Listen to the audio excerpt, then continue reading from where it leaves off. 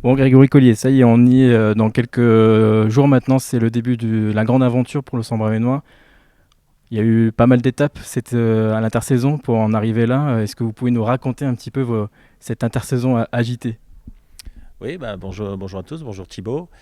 Effectivement, intersaison agitée parce que on, on change de classe. On est rentré maintenant, on est passé du collège au lycée, on atteint la Ligue Butagaz Énergie et ça veut dire aujourd'hui beaucoup de contraintes et un cahier des charges encore plus dense à respecter. Donc ouais, on a beaucoup travaillé en interne cet été notamment. Qu'est-ce qui a été nécessaire pour pouvoir accéder à cette première division? Bah, ce qui était nécessaire déjà, c'était d'être champion de D2. Ça n'a pas été une mince affaire, mais je pense on a montré toute la saison dernière que l'équipe avait amplement mérité sa place et pouvait accéder cette année en LBE.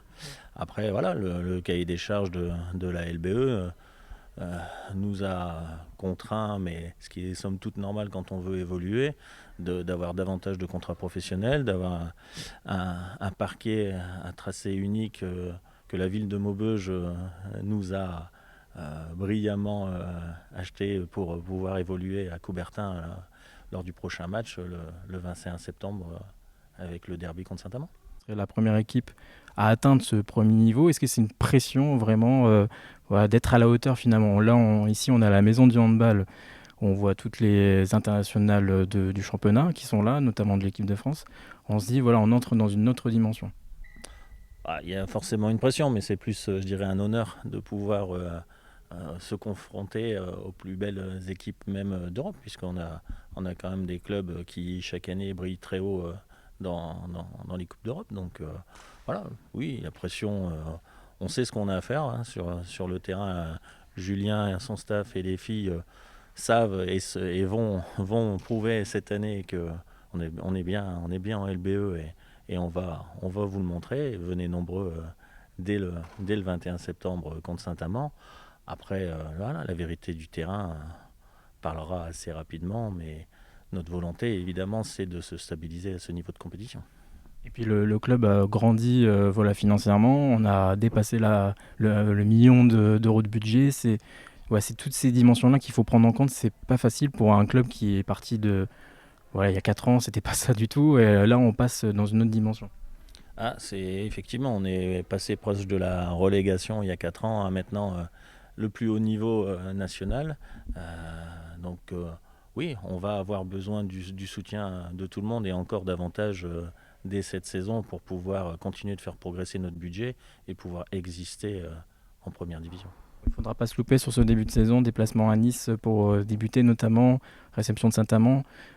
Déplacement à Saint-Maur. Voilà, c'est déjà. On sent que les 3 premiers matchs seront déterminants. Ah, on sait qu'il est toujours important de bien commencer, donc on se doit d'être prêt dès le premier match à Nice. Je pense que les filles seront prêtes physiquement et évidemment il est toujours préférable d'avoir des points d'avance que des points de retard.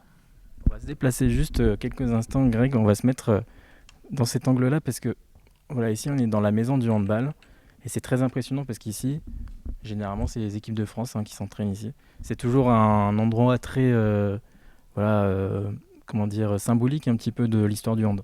Bien sûr, et puis c'est un endroit qui n'existe pas dans tous les pays. Quand vous voyez le niveau de l'infrastructure, c'est génial de pouvoir être ici. Et on a déjà eu l'occasion de pouvoir s'entraîner et de faire des matchs d'opposition amicales.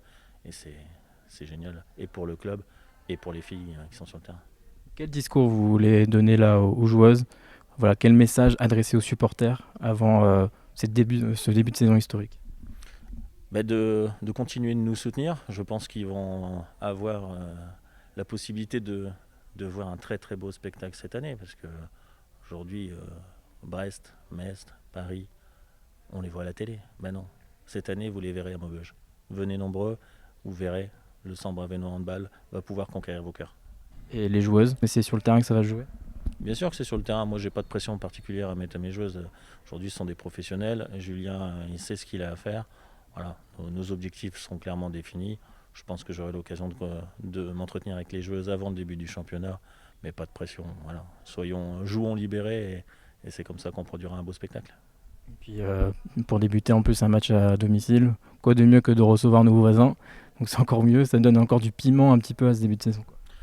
C'est sûr qu'il y a toujours un contexte particulier de recevoir Saint-Amand dès le début de saison. Donc évidemment, on voudra briller et prouver qu'on n'est pas là non plus par hasard. On sait que ce ne sera pas facile, mais voilà, le plus important, c'est de produire un beau spectacle, de respecter les plans de jeu, et après, le meilleur l'emportera. Et ben voilà, les mots sont dits. Merci beaucoup Grégory Collier. Et puis bah écoute, on a hâte de fouler les terrains de Ligue Butagaz Énergie parce que là ça va être la folie. Merci, à très vite.